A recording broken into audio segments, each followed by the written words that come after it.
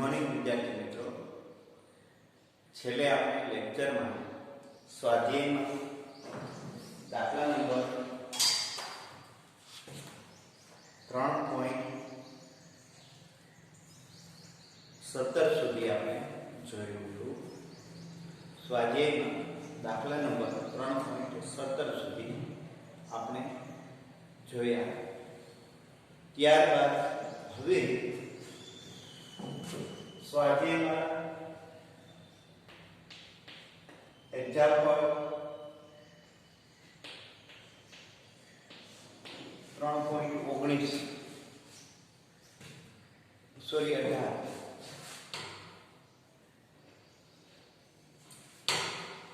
સ્વાધ્યાયમાં દાખલા નંબર 3.18 એમની રકમ આ રીતની છે.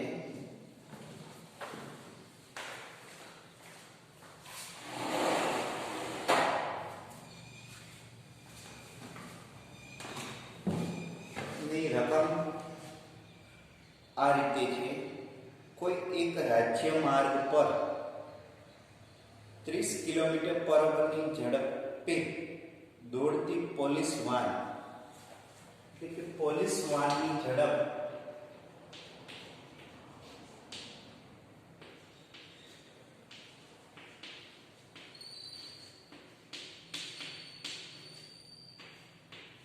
VP is equal to 30 kilometre પર અવર. મીટર પર સેકન્ડમાં એમની ઝડપ થશે 5/18 વડે ગુણ્યા એટલે એની ઝડપ થશે મીટર પર સેકન્ડમાં અપ્રોક્સિમેટ 8.33 મીટર પર સેકન્ડ. પોલીસ વાનની ઝડપ આ રીતની જોવા મળે.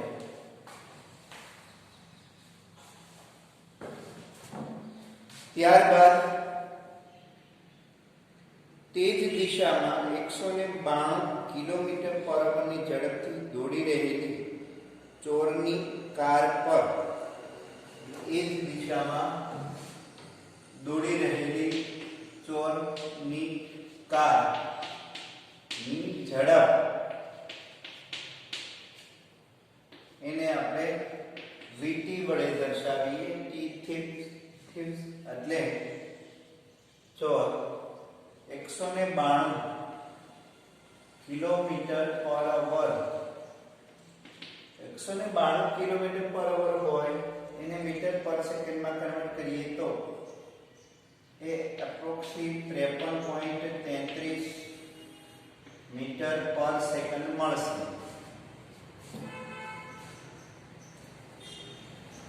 ત્યારબાદ એમાં એમ કહેશે કે ચોરની કાર પર ગોળી છોડવામાં આવે જો બંદૂકની નળીમાંથી નીકળતી ગોળીની ઝડપ 150 મીટર પર સેકન્ડ. વિદ્યાર્થી મિત્રો, અમુક ટેક્સ્ટ બુકમાં કિલોમીટર પર અવર આપેલું છે, નવી ટેક્સ્ટ બુકમાં મીટર પર સેકન્ડ આપેલું છે. તો ગોળીની ઝડપ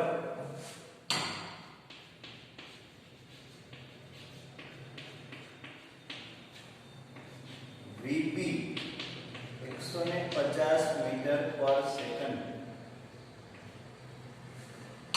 આપેલી છે.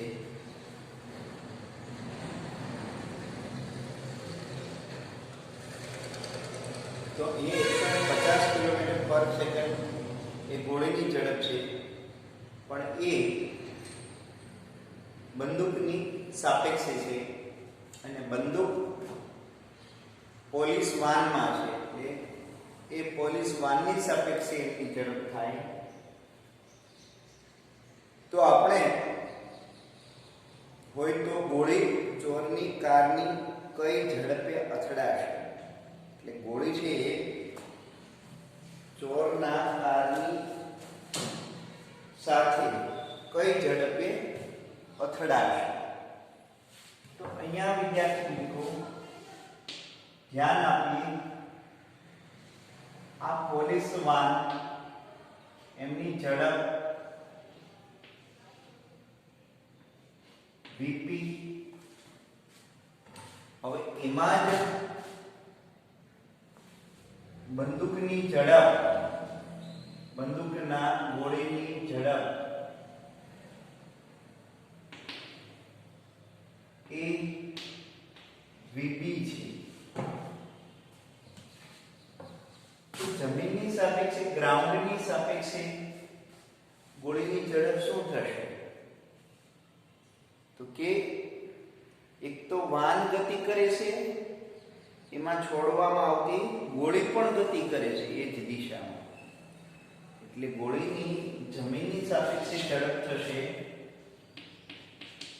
ગોળીની જમીનની સાપેક્ષે ઝડપ. વિદ્યાર્થી મિત્રો, ગોળીની જમીનની સાપેક્ષે ઝડપ જો આપણે જોતી હોય તો જમીન સ્થિર છે, ગોળીની ઝડપ પ્લસ પોલીસ વાનની ઝડપ થઈ જશે. એટલે ગોળીની જમીનની સાપેક્ષે ઝડપ, ગ્રાઉન્ડની સાપેક્ષે ઝડપ એટલે નિરપેક્ષ ઝડપ એ આપને મળશે Vp plus Vp, Vp plus Vp. ધ્યાન આપીએ, આ ગોળીની ઝડપ છે પોલીસ વાનની સાપેક્ષે છે. તેની સાપેક્ષે પોલીસ વાનની સાપેક્ષે ગોળીની ઝડપ છે. આપણે તો નિરપેક્ષ ઝડપ શોધવાની છે, ગોળીની જમીનની સાપેક્ષે ઝડપ. તો અહીંયા ઉભેલો વ્યક્તિ છે એ ગોળીની ઝડપ આ બંનેની ઝડપ સાથે જોશે. તો અહીંયા ગોળીની ઝડપ આપણને આપેલી છે 150 પ્લસ પોલીસ વાનની ઝડપ 8.33 એટલે 158.33 મીટર પર સેકન્ડ. એટલે કે જમીન પર ઉભેલો વ્યક્તિ આટલી ઝડપે ગોળીને જતી જોશે. હવે અહીંયા ચોરની કાર છે, આ પોલીસ વાન ચોર, આ ગોળી આને કેટલી ઝડપથી આવતી દેખાય છે? પોલીસ વાનની ઝડપ એ આપણે આપેલી છે. તો હવે આપણે ગોળીની પોલીસ વાનની સાપેક્ષે ઝડપ મેળવવાની થશે. હવે ગોળી અને પોલીસ વાન ચોર ના વાન ની સાપેક્ષે ઝડપ, ગોળીની ચોરના વાનની સાપેક્ષે ઝડપ.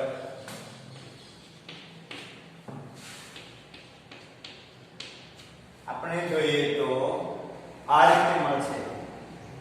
બુલેટની ચોરના વાનની સાપેક્ષે ઝડપ બરાબર બુલેટની જમીનની સાપેક્ષે ઝડપ માઈનસ વાનની જમીનની સાપેક્ષે ઝડપ. બુલેટની જમીનની સાપેક્ષે ઝડપ થશે 158.33 માઈનસ વાનની ઝડપ આપણને આપેલી છે 8.33 એટલે સોરી 53 ચોરની ઝડપ આપેલી છે 53.33. તો ઈ થશે 105 એપ્રોક્સિમેટ મીટર પર સેકન્ડ. તો ગોળી ચોરના વાનને આટલી ઝડપ સાથે અથડાશે, 105 મીટર પર સેકન્ડની ઝડપથી એ અથડાશે. તો આ હતો દાખલા નંબર 3.18.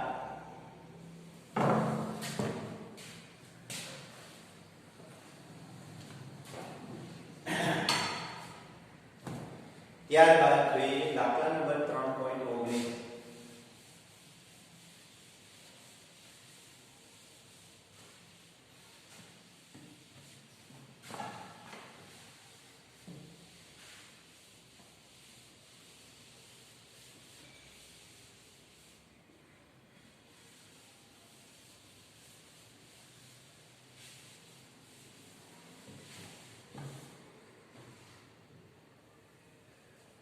દાખલા નંબર 3.19 ટેક્સ્ટ બુકમાં એની રકમ આ રીતની છે.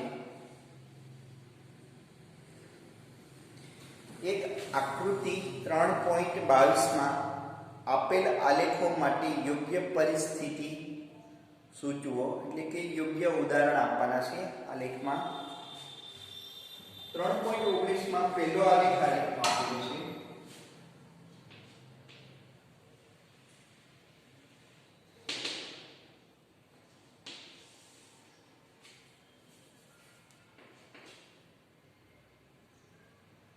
એમાં આપણને આ રીતનો આલેખ આપેલો છે.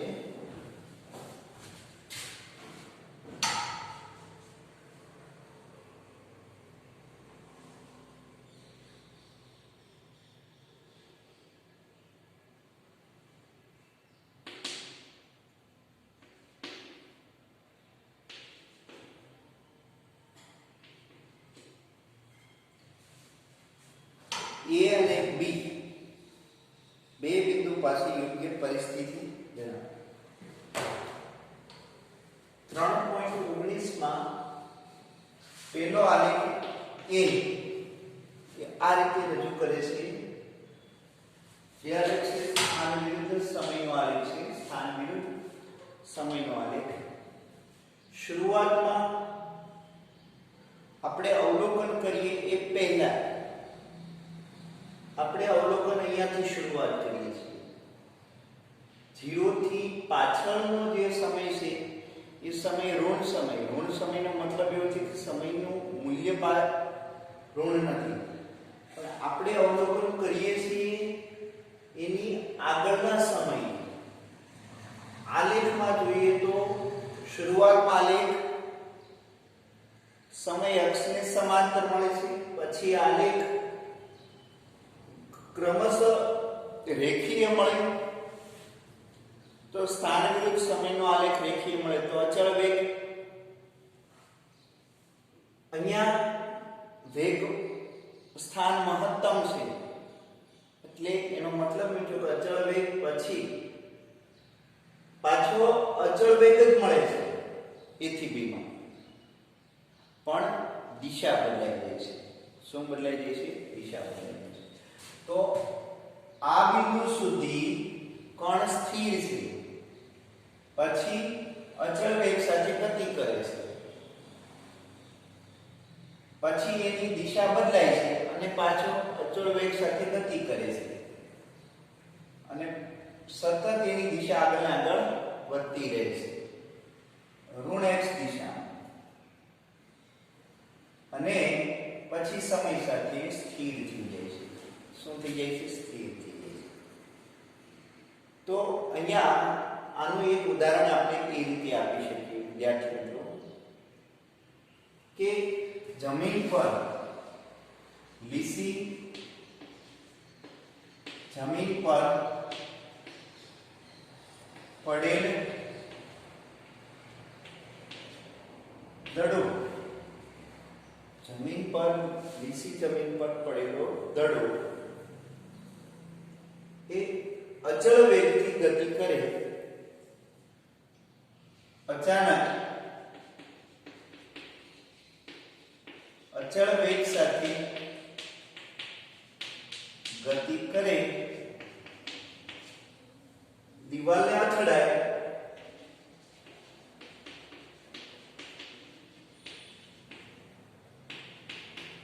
અચળ વેગ સાથે ગતિ કરી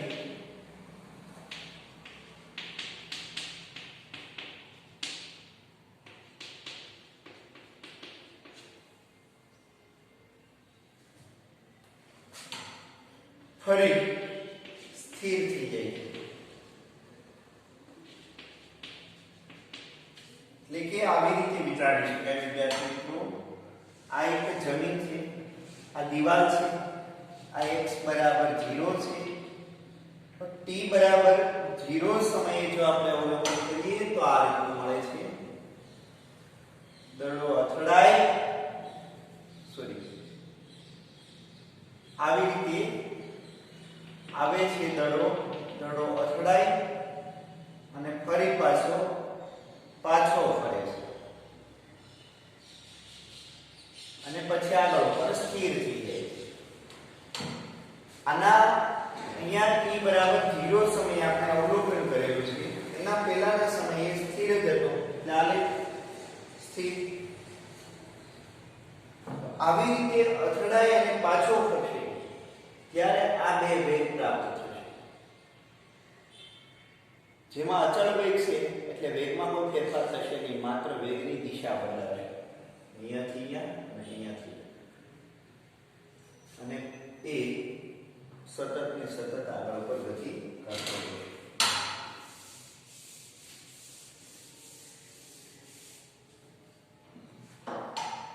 આવી રીતે વિચારી શકાય.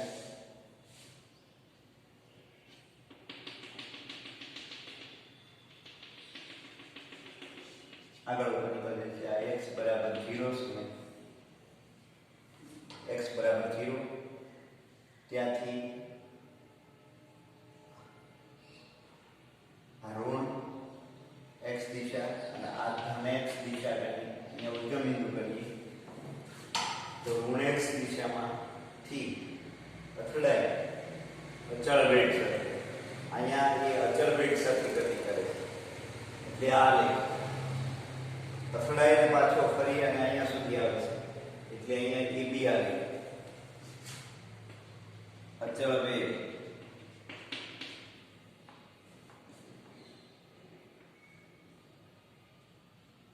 OE આવે, આ AB આવે, ના B, પછી આગળ ઉપર આ લેખ. તો અહીંયા આ રીતનો દડો અથડાય અને પાછો ફરે અને આગળ ઉપર જતા જતા એ સ્થિર થઈ જાય. આ બિંદુએથી દડો સ્થિર થઈ જાય છે, પણ એ અવલોકન સ્થાનેથી આગળ નીકળેલો ના આગળ સ્થિર થઈ જાય. ત્યારબાદ B આલેખ આપેલો છે. આલેખ B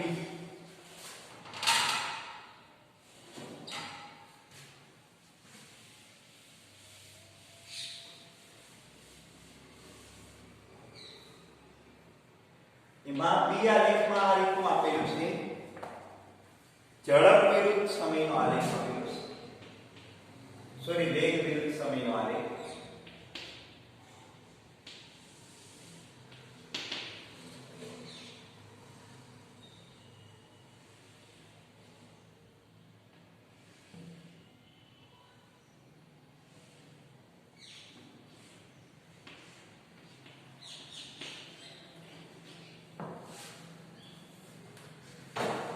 વેગ વિરુદ્ધ સમયનો આલેખ છે વિદ્યાર્થી મિત્રો.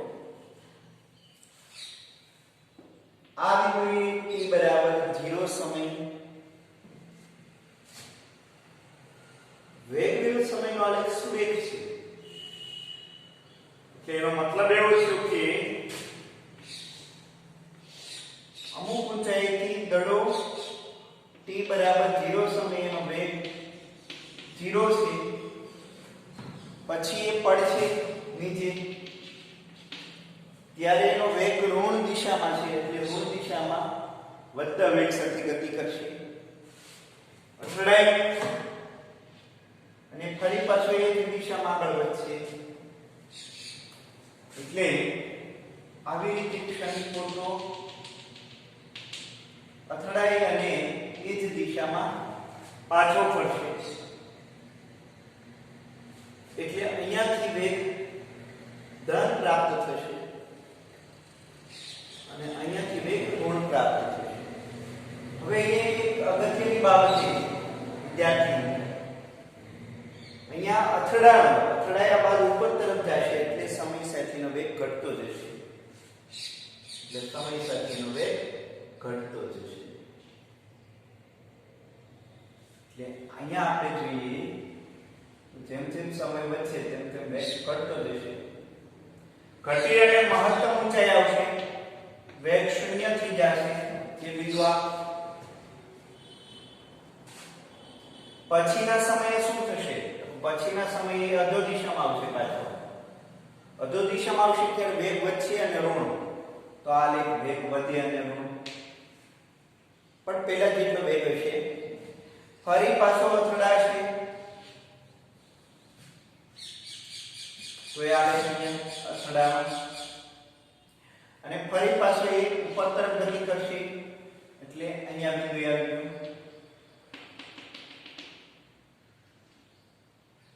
અહીંયાથી ધીમે ધીમે આગળ વધશે તેમ તેમ વેગ ઘટશે. અહીંયાથી જેમ જેમ સમય આગળ વધે તેમ વેગ ઘટે અને શૂન્ય થઈ જશે. ફરી પાછો આવશે, ફરી પાછો ઉપર જશે, આવશે, ઉપર જશે. આમ પ્રત્યેક સમયગાળા માટે મહત્તમ વેગ ઘટતો જશે કેમ કે અથડાઈ ત્યારે થોડોક વેગ ગુમાવે એટલે મહત્તમ વેગ ઘટતો જશે. એટલે આ લેખ છે એ આ લેખ અમુક ઊંચાઈએથી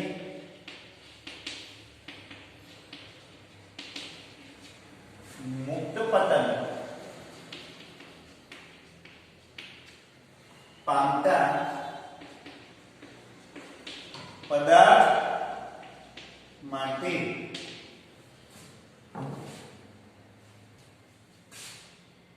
વેગ વિરુદ્ધ સમયનો આલેખ છે.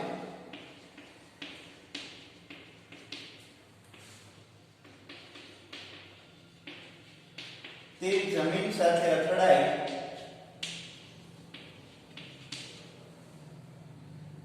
ઊંચે જશે, ફરી જમીન સાથે અથડાય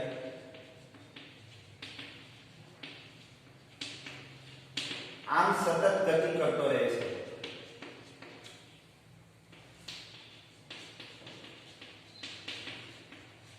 અને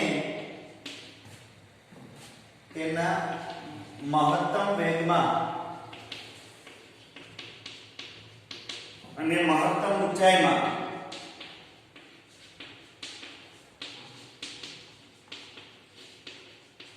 ઘટાડો થશે. મહત્તમ વેગમાં અને મહત્તમ ઊંચાઈમાં સતત ઘટાડો થતો જશે એટલે આલેખ છે નાનો થતો જશે. સમય સાથે આલેખમાં ઘટાડો થતો જશે.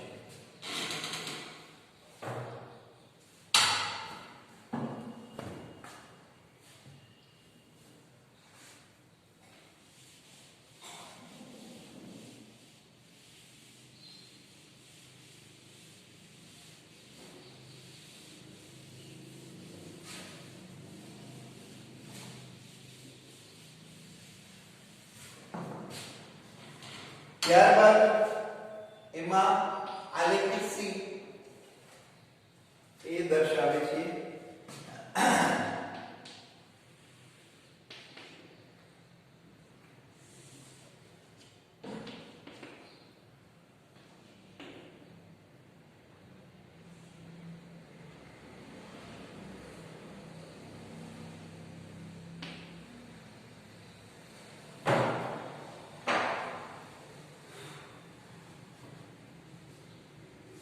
તો અહીંયા શું વિચારીએ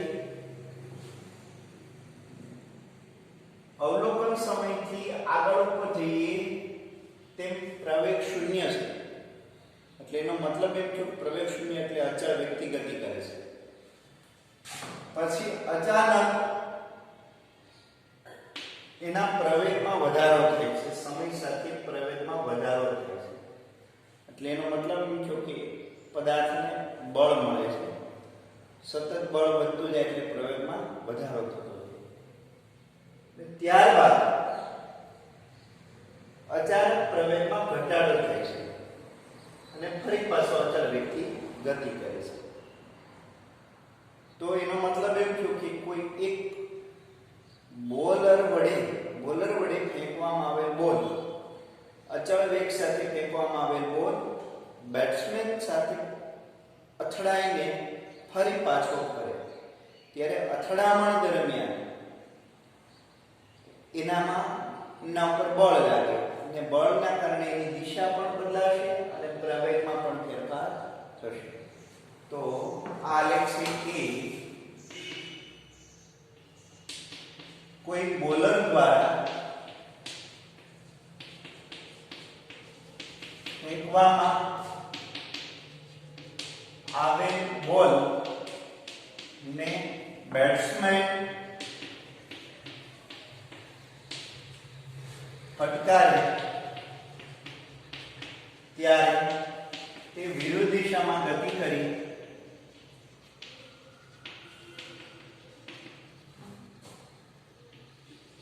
અચળ વેગથી ગતિ કરે આગળ વધે.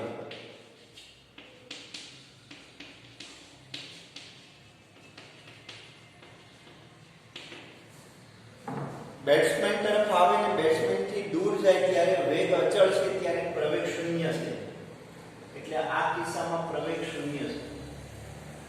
જ્યારે અથડાશે અને પાછો ફરશે ત્યારે જ માત્ર પ્રવેગમાં ફેરફાર જોવા મળશે. એટલે આ બધે ફેરફાર છે. તો આ આલેખ હતો સી આલેખ 3.19. ત્યારબાદ આપણે દાખલા નંબર 3.20 તરફ જઈએ.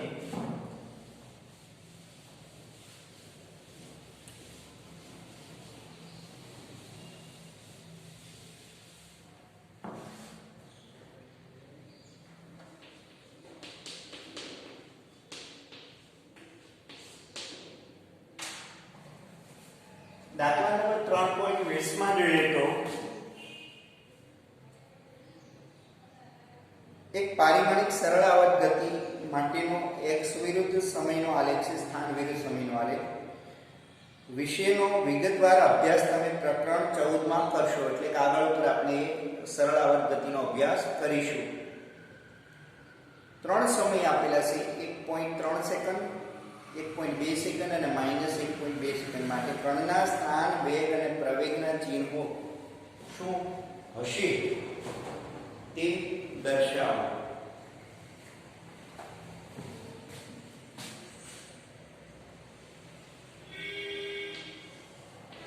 આવી રીતનો એક આલેખ આપેલો છે વિદ્યાર્થી મિત્રો.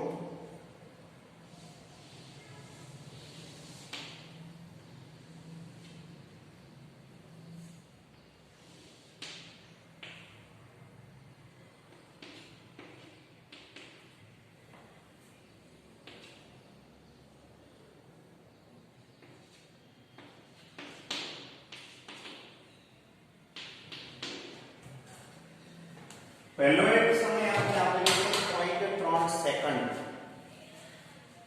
તો પહેલો એક 0.3 સેકન્ડે આપણને શું દર્શાવવાનું કીધું છે? સ્થાન, વેગ અને પ્રવેગના ચિહ્નો. 0.3 સેકન્ડ એટલે અહીંયા થશે. અહીંયા એક સૂક્ષ્મ સમયગાળો લઈએ વિદ્યાર્થી મિત્રો. તો આ બિંદુએ જોઈએ તો સ્થાન તો કે ધન, તો અહીં સ્થાન છે એ ગ્રેટર ધેન 0 મળશે એટલે કે ધન મળશે.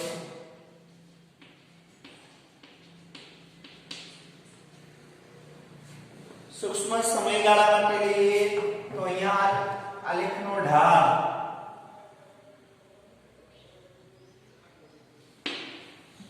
એ આલેખનો ઢાળ એ ઋણ મળશે. એટલે વેગ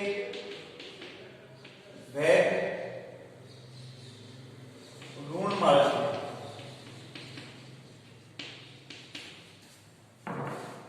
વેગ ઋણ મળશે અને સાથે સાથે જો પ્રવેગ કહીએ તો પ્રવેગ પણ ઋણ મળશે. પ્રવેગ પણ ઋણ મળશે. કેમ કે વેગ ઋણ મળે એટલે વેગનો ફેરફાર ઋણ મળે એટલે પ્રવેગ પણ ઋણ મળશે દિશાના કારણે જોઈએ તો. ત્યારબાદ અમારે હવે ડી લઈએ. ડી માં આપણને 1.2 સેકન્ડ આપેલું છે. 1.2 સેકન્ડ એટલે વિદ્યાર્થી મિત્રો આ 1 સેકન્ડ, આ 1.2 લઈએ. 4, 6, 8 અને 10. આ 1.2 સેકન્ડ છે.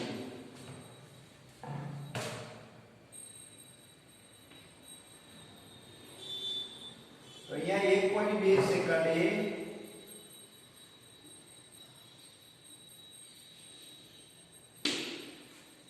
આવી રીતે સૂક્ષ્મ ઢાળ લઈએ, સ્પર્શકને કર્ણ બનાવે. તો પહેલું તો એક સ્થાન ઋણ છે, સ્થાન ઋણ છે. તો અહીંયા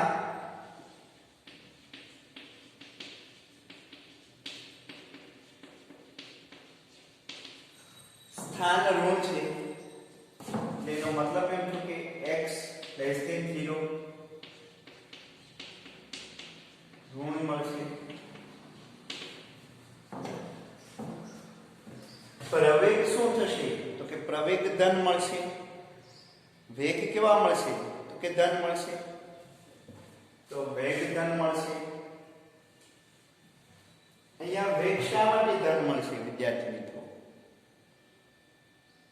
તો કે વેગ સમય સાથે ઋણમાં વધતો જશે. એટલે સોરી, વેગ ઋણ મળશે. હા, વેગ ઋણ મળશે.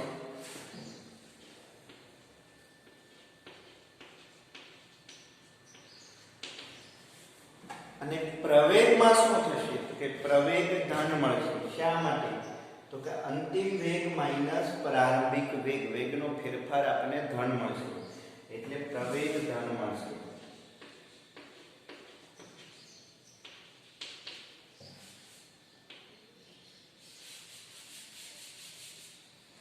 ત્યારબાદ સી -1.2 સેકન્ડ માટે લઈએ તો એમાં આપણે સ્થાન વિરુદ્ધ સમયનો આલેખમાં સ્થાન આપણને કેવું મળશે? -1 પોઈન્ટ. એટલે સ્થાન છે એ જે તે સમયે ઋણ મળશે. વેગ અને પ્રવેગ બંને ધન મળશે. વેગ અને પ્રવેગ ધન મળશે. બિલકુલ આના કરતા વિરુદ્ધ મળશે, ખાલી એક સ્થાન જ બદલાશે. બાકી વેગ અને પ્રવેગ બંને અલગ અલગ મળશે. તો આવી રીતે આપણને મળશે.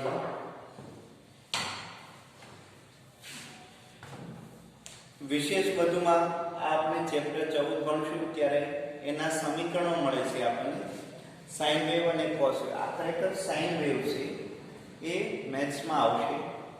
અને સાઇન વેવ પ્રમાણે આપણને ક્યારે ક્યારે વિધેય ધન અને ક્યારે વિધેય ઋણ, એ આપણે આ 14મું ચેપ્ટર ભણશું ત્યારે તમને આલેખ વિશે થોડીક વધારે સમજ પ્રાપ્ત થશે.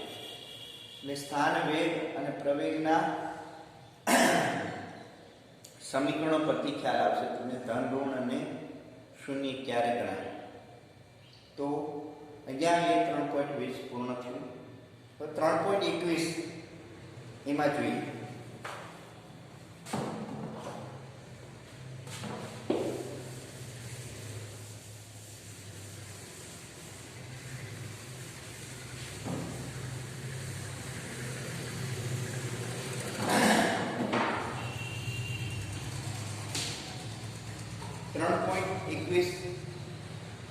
એક પારિમાણિક ગતિ કરતા કણ માટે સ્થાન વિરુદ્ધ સમયના આલેખ દર્શાવે છે, જેમાં 3 સમાન ગાળાઓ દર્શાવે છે. કયા સમયગાળા માટે સરેરાશ ઝડપ સૌથી વધુ અને કયા માટે સરેરાશ ઝડપ સૌથી ઓછી છે? દરેક સમયગાળાને અનુરૂપ સરેરાશ વેગના ચિહ્નો આપો. અહીંયા આપણે સ્થાન વિરુદ્ધ સમયનો આલેખ આ રીતનો આપેલો છે.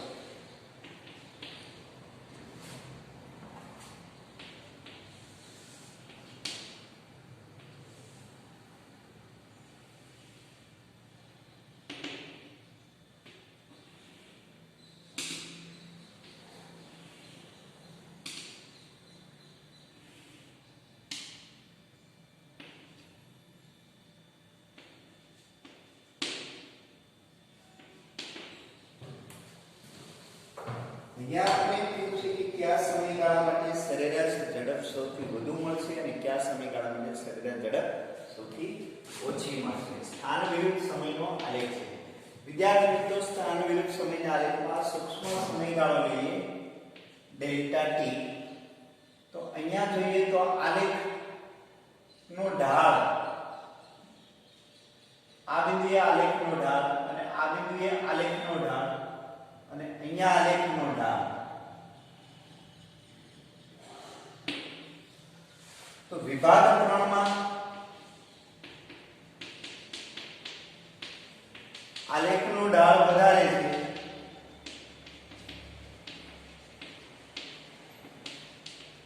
આથી સરેરાશ ઝડપ વધારે મળશે.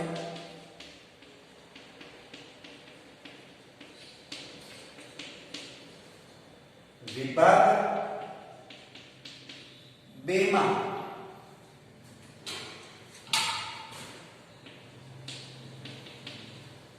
આલેખનો ઢાળ ઓછો છે, આથી સરેરાશ ઝડપ ઓછી મળશે.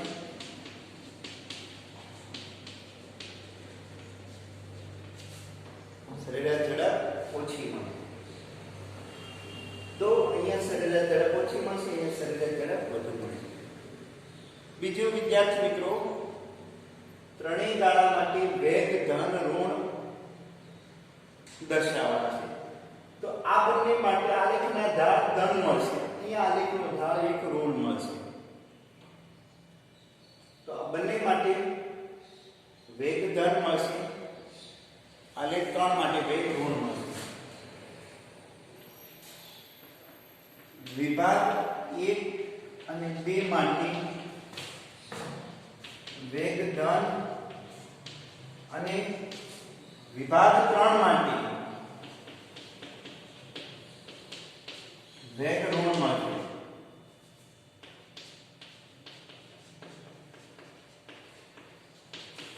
ત્રણ માટે વેગ ઋણ મળશે, કેમ કે ઢાળનું મૂલ્ય કેવું મળશે? ઋણ. તો આ દાખલા નંબર 3.21